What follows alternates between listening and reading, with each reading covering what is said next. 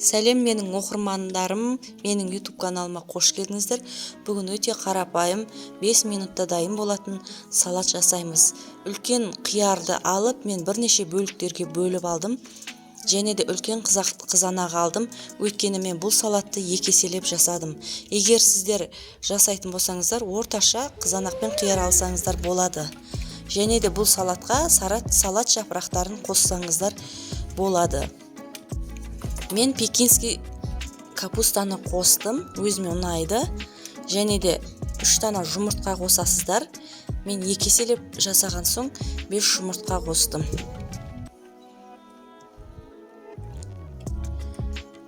Және де 100 грамм кукуруз.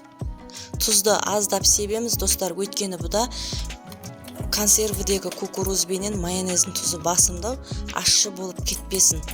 Майонездің орнына қаймақ қоссаңыздар өте дәмді болады. Сырды осылай жұқалап бірнеше бөліктерге бөліп аламыз.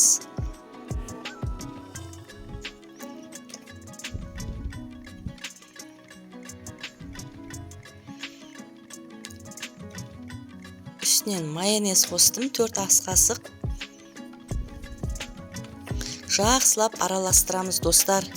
Егер менің салаттарым ұнаса, лайк басып пікірлеріңізді жаза кетіңіздер. Бұл салаттың рецептісін описание бөлімінде қалдырамын.